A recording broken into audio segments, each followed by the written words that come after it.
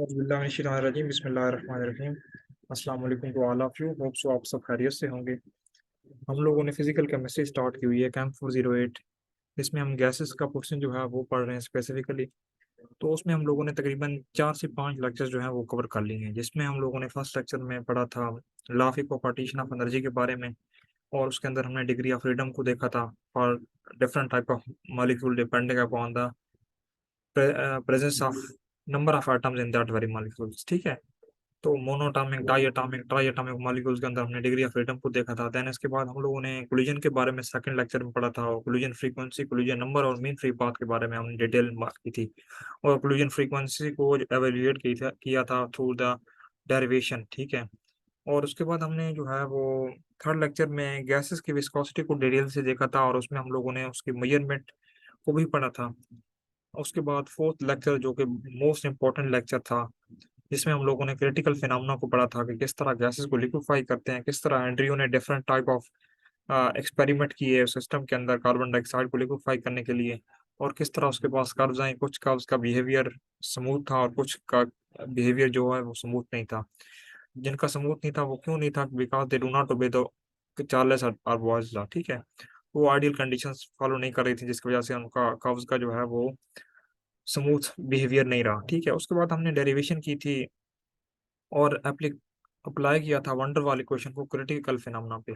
तो वहां से हमने एक इम्पोर्टेंट जो है वो रिलेशन निकाले थे, जैसे क्रिटिकल टेम्परेचर, क्रिटिकल प्रेशर और क्रिटिकल वॉल्यूम। और फिर एंड्रयू ने क्या किया था, एक थ्रू एन एक्सपेरिमेंट हमें क्रिटिकल टेम्परेचर, क्रिटिकल वॉल्यूम और क्रिटिकल प्रेशर जो है डिटरमाइन करना बताया था उसने। तो इसके बाद जो है हम आज हमारा फिफ्थ लेक्चर, जिसमें हम हीट कैपेसिटी ऑफ गैसेस जो है वो पढ़ेंगे। ठीक है। सबसे पहले मैं आपको एक जो है वो बता दूं कि हीट कैपेसिटी का क्या मतलब है। ठीक है। कोई सब्सटेंस है, ठीक है, फॉर एग्जांपल आपने कोई भी किसी किस्म का कोई सब्सटेंस 1 किलोग्राम में ले लिया। ठीक है। उसका कोई ना कोई स्पेसिफिक टेम्परेचर है। ठीक है। अब आपने क्या किया, बाहर से उस सब्सटेंस को हीट दिया है। हीट देने से क्या हुआ है कि उसका जो टेम्परेचर है वो बढ़ गया है। ठीक है। पहले से जो पहले उसका ओरिजिनल टेम्परेचर था उससे उसका टेम्परेचर बढ़ गया। ठीक है। फॉर एग्जाम्पल इसका टेम्परेचर 98 सेल्सियस था, आपने टेम्परेचर दिया है इसका 99 सेल्सियस हो गया। तो ये 1 डिग्री इंक्रीज इन टेम्परेचर आया है ना, इसी को हीट कैपेसिटी कहते हैं। ठीक है। तो जब हम गैसेस की बात करेंगे ना, तो यही कहेंगे कि amount of heat which is required to raise the temperature of gaseous system. जब हम गैस की बात करेंगे तो हमने गैसियस सिस्टम को बताना है। जिस तरह का सिस्टम, चाहे लिक्विड हो चाहे जो मर्जी सिस्टम हो, हमने उस सिस्टम को मुताबिक बताना है कि amount of heat which is required to raise the temperature of that very substance by 1 Kelvin or 1 degree centigrade is known as the heat capacity of that very substance। ठीक है। उस सब्सटेंस को आपने हीट किया है, उसके अंदर 1 degree rise हुआ है टेम्परेचर का, उसे कहते हैं हीट कैपेसिटी ऑफ गैस। ठीक है। फिर होता है मोलर हीट कैपेसिटी। अगर हम गैसेस की बात कर रहे हैं तो गैसेस का हम एक मोल लेंगे और एक मोल को हीट करेंगे, और उस एक मोल के अंदर जो टेम्परेचर का 1 डिग्री राइज होगा वो होगा molar heat capacity. For example हमने गैस का एक मोल लिया। ठीक है। उसका ओरिजिनल टेम्परेचर था 37 सेल्सियस, आपने हीट किया उसका 38 सेल्सियस पे चला गया, तो वो अब जो 1 डिग्री राइज इन टेम्परेचर आया पर 1 mole, then it will be specifically called as molar heat capacity. आपने टर्म मिक्स नहीं कर देनी। हीट कैपेसिटी का जो है ना, उसमें कोई हमने कंसंट्रेशन नहीं बतानी, जस्ट हमने सब्सटेंस का टेम्परेचर जो है बताना है कि उसका 1 डिग्री राइज हुआ है। मोलर हीट में बताना है कि आपने सिर्फ उस चीज का एक मोल लेना है। और स्पेसिफिक हीट कैपेसिटी की जब बात करेंगे तो हमने उसी सब्सटेंस का सिर्फ 1 ग्राम लेना है। फॉर एग्जाम्पल किसी सब्सटेंस का हमने 1 ग्राम लिया है, उसका टेम्परेचर जब हम 1 डिग्री जो है वो राइज करवाएंगे तो वो चीज हमारे पास होगी स्पेसिफिक हीट कैपेसिटी। ठीक है। तो the amount of temperature is required to raise the temperature of 1 gram of gaseous substance, then it will be called as specific heat capacity of gases. ठीक है। तो ये तीन चीजें जो है आपने देख लेनी है। ठीक है। उसके बाद हमने देखना है टाइप्स ऑफ हीट कैपेसिटीज। ठीक है। हम गैसेस की बात कर रहे हैं तो हमने दो हमारे पास टाइप्स होती हैं। एक होती है heat capacity at constant volume, और एक होती है heat capacity at constant pressure. हमने क्या करना है कांस्टेंट वॉल्यूम पे, क्या करना है कि हमने क्या वॉल्यूम को जो है वो बिल्कुल कांस्टेंट कर देना है। जो पिस्टन होता है उसको एक जगह लॉक कर देना है ताकि जो है गैस का वॉल्यूम ना बढ़े। ठीक है। प्रेशर को हमने जो है वो इंडिपेंडेंट छोड़ देना है ताकि वो बढ़ सके। ठीक है। वॉल्यूम को जस्ट हमने जो है ना वो क्या करना है कि लॉक कर देना है। ठीक है।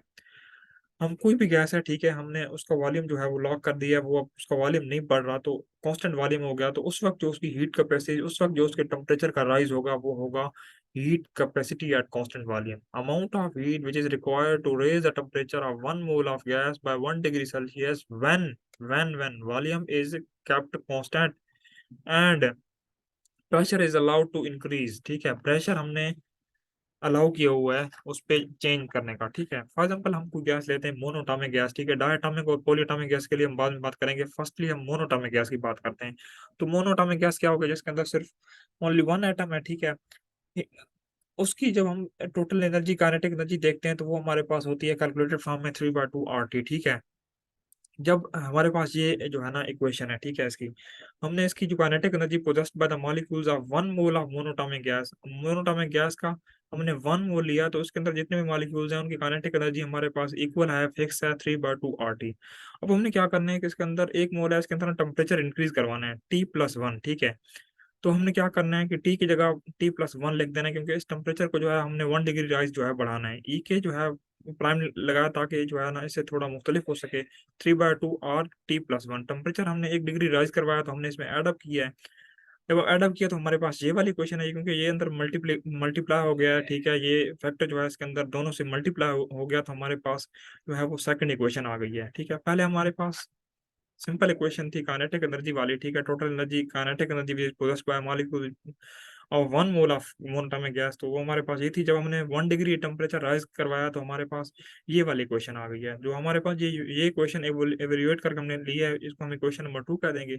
अब हम क्या करेंगे, इक्वेशन 2 को जो है वो माइनस कर देंगे इक्वेशन 1 से। ठीक है, सब्सट्रैक्ट इक्वेशन 1 फ्रॉम इक्वेशन 2। ठीक है, हमने इक्वेशन 2 में से इक्वेशन 1 को माइनस कर देना है। ठीक है, तो हम जब माइनस करेंगे तो सिंपली ये इक्वेशन 2 है, ठीक है, उसको पहले लिख लेंगे और इक्वेशन 1 जो है उसकी वैल्यू बाद में लिख लेंगे। तो हमारे पास ये हमने लिख लिया, ये इक्वेशन 2 हमारे पास है और ये इक्वेशन 1 है। ठीक है, इसमें से दो सेम चीजें कट गई हैं, तो हमारे पास सिंपली क्या चीज आ गई है, जो कांस्टेंट वॉल्यूम पे हमारी हीट कैपेसिटी आ गई है वो है CV = 3/2 R, क्योंकि हमारे पास सिर्फ यही फैक्टर रह गया। ठीक है, अब इस ये सारा प्रोसेस हमने किया, ये कांस्टेंट हीट है, कांस्टेंट वॉल्यूम पे हीट कैपेसिटी निकाली है, तो ये हमारे पास heat capacity at constant volume जो है वो हमारे पास आ गई है। अब ये 3/2 और जो है वो जनरल गैस कांस्टेंट है, उसकी वैल्यू आपको पहले ही पता है। ठीक है, 8.31 किलो जूल पर मोल। ठीक है, तो ये हमने मल्टीप्लाई किया तो हमारे पास कांस्टेंट वॉल्यूम पे हीट कैपेसिटी की वैल्यू आ गई है। ठीक है, तो फॉर मोनोटॉमिक गैस जो है हमने ये वैल्यू निकाली है। अगर हम पॉलीटॉमिक गैसेस की बात करें तो स्टूडेंट यहाँ पे जो हमारे पास फैक्टर आया ना 3/2 R, मोनोटॉमिक गैसेस मैं आपको फिर बता दूं कि मोनोटॉमिक गैस क्या है, कि मतलब ओनली वन एटम। ठीक है, तो जब हम उसका 1 मोल लिया तो हमने मोनोटॉमिक गैस की बात कर रहे थे, तो हमने जो है जस्ट कैलकुलेशन की है for monoatomic gas.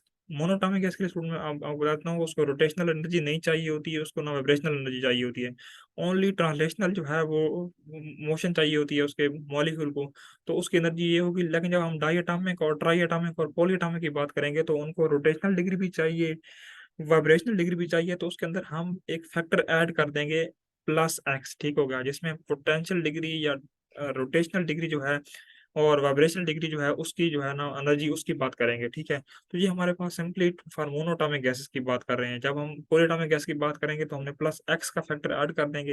X factor donate करेगा for the rotational vibrational and rotational energies. ठीक है, तो ये चीज मैंने आपको बता दी है फॉर मोनोटॉमिक गैस। इस तरह heat capacity at constant pressure की जब बात करेंगे तो हमने क्या करना है कि वो हीट कैपेसिटी निकालनी है जब हमारे पास प्रेशर जो है वो कांस्टेंट रहे। ठीक है, और वॉल्यूम जो है हम उसको अलाउ कर दें इंक्रीज करने के लिए। ठीक है, अब ठीक है, अब जब वॉल्यूम हम उसको अलाउ करेंगे तो एक वॉल्यूम के अंदर चेंज आएगा। ठीक है, जो कि हम लोग देखेंगे, और उस वक्त हम जो हीट कैपेसिटी फाइंड करेंगे कांस्टेंट प्रेशर पे, तो हमारे पास वो हीट कैपेसिटी होगी एट कांस्टेंट प्रेशर। ठीक है, amount of heat which is required to raise the temperature of 1 mole of gas by 1 degree centigrade when the pressure is kept constant and volume is allowed to increase। ठीक है, हमारे पास एक equation है general gas equation, PV = nRT। ठीक है, जब हम volume को अलाउ करेंगे तो वॉल्यूम के अंदर चेंज आएगा। ठीक है, और टेम्परेचर के अंदर भी तो चेंज आना है, या टेम्परेचर हमने बढ़ाना है, तो हमने क्या करना है कि प्रेशर को बिल्कुल सेम रखना है, क्योंकि प्रेशर हमने कांस्टेंट रखा हुआ है।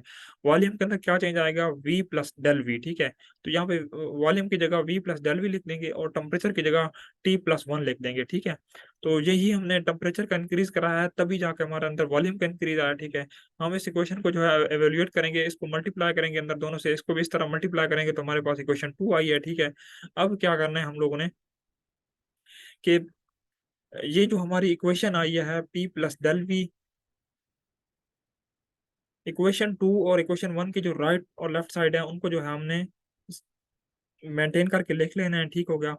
हम यहाँ पे क्या करेंगे, जो इक्वेशन 1 है उसकी जो राइट साइड है, ठीक है, राइट साइड इक्वेशन 1 की, और इक्वेशन 2 की जो है ये वाली side P plus V equal to R T है। यहाँ पे आर टी की जगह जब प्रेशर जो है वो कांस्टेंट रखा जाएगा, वॉल्यूम चेंज होगा तो P प्लस डेल वी आ जाएगा हमारे पास।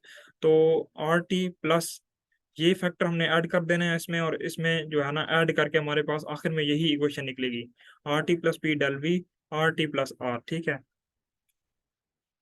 तो ये हमारे पास जो है वो वैल्यू आ गई है, ठीक है, इसकी। तो स्टूडेंट ये जो क्वेश्चन 2 है इसी को हमने दोबारा लिखा है, ठीक है। क्वेश्चन 2 हमारे पास आई है ना, ठीक है, P प्लस डेल वी। अब पी वी की जगह हमने क्या चीज़ लिख देनी है, आर टी लिख देनी है, क्योंकि P V is equal to R T है, ठीक है। और बाकी जो है क्वेश्चन इस तरह पड़ी रहेगी। अब हम लोग क्या करेंगे कि इस क्वेश्चन को एवेल्युएट करेंगे, एवेल्युएट करने के बाद जो है हमारे पास P प्लस डेल वी जो है इज इक्वल टू आर, ये वैल्यू आ गई है, ठीक है। स्टूडेंट हमारे पास ये जो क्वेश्चन 2 आई थी उसमें हमने सिर्फ और सिर्फ क्या चेंज करनी है कि पीवी की जगह हमने आर टी पुट कर देना है और उस क्वेश्चन को जो है एवेल्युएट कर देना है, और हमारे पास जो सामने क्वेश्चन आएगी वो होगी कांस्टेंट प्रेशर पे, ठीक है। अब देखें ये जो चीज़ हमने जो फाइंड की है, ठीक है, ये वाली चीज़ जो हमने फाइंड की है, हीट कैपेसिटी फाइंड की है, वो क्या है, एट कांस्टेंट प्रेशर पे है। तो कांस्टेंट प्रेशर पे हमने ये ले लेनी है, और ये हमारे पास एड अप हो जाएगी सी वी प्लस आर। ये हम आप एक रिलेशन पढ़ेंगे, C P minus C V is equal to R, ठीक है। तो सी पी को जो हम साइड पे ले जाएंगे और सी वी जो है उस जो है वो दूसरी साइड पे जाके ऐड अप हो जाएगा, ठीक है। तो हमारे पास सी वी की जो वैल्यूज है हमने ऊपर कैलकुलेट की है for monatomic gas which will beta 3/2 R. तो हमने सी वी की जगह उसकी वैल्यूज ले लेनी है, और हमारे पास जो फाइनल इक्वेशन आई है फॉर कांस्टेंट प्रेशर वो 5r/2 आई है, ठीक है।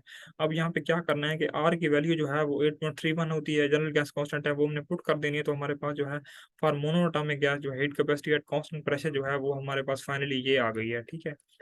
तो ये हमने heat capacity at constant pressure और heat capacity at constant volume की बात की है, ठीक है। उसके बाद देखेंगे तो हम हमने कुछ कैलकुलेशंस करनी है, ठीक है। हम एक रिलेशन पढ़ गए हैं, C P minus C V is equal to R, ठीक है।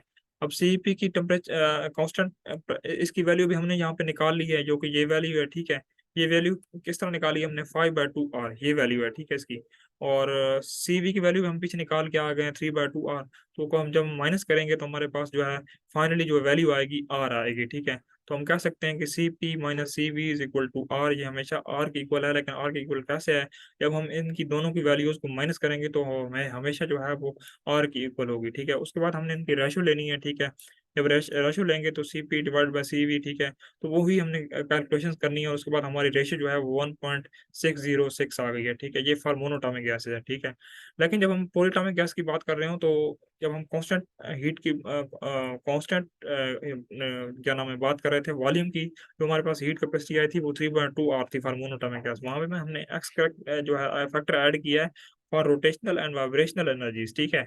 और इस तरह कांस्टेंट जब हम प्रेशर पे वो हीट कैपेसिटी फाइंड करेंगे तो हमारे पास 5/2 आ रहा था, ठीक है। उसमें जब हम एक्स का फैक्टर ऐड करेंगे for polyatomic gas, polyatomic diatomic triatomic pentatomic जितनी भी टाइप्स ऑफ मॉलिक्यूल्स होते हैं उनके डिपेंडिंग वह उस पे हम जो है एक्स का फैक्टर ऐड कर देते हैं, जो कि डोनेट कर रहा होता है रोटेशनल और वाइब्रेशनल एनर्जीज को, ठीक है। तो ये हमारे पास constant heat at the constant pressure आ गया, ठीक है।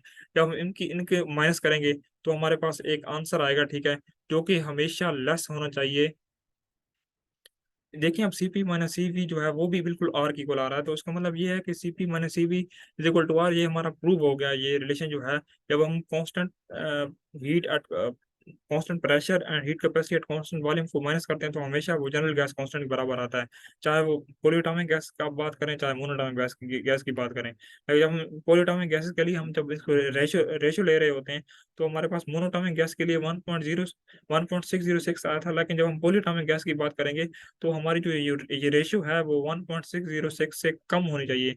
बिकॉज क्योंकि इनकी जो वैल्यूज हैं वो थोड़ी बढ़ गई हैं, जिनकी वजह से हमारी रेशियो पे जो है वो इफेक्ट आ गया है, रेशियो जो है वो कम हो जाएगी हमारी। तो ये चीज़ें आपने ध्यान में रखनी है। जब हम पॉलीएटॉमिक गैस की बात कर रहे हो तो इनकी रेशियो हमेशा 1.606 से कम आनी चाहिए, ठीक है। तो आज हम लोगों ने heat capacity at constant pressure at heat capacity at constant volume की बात की।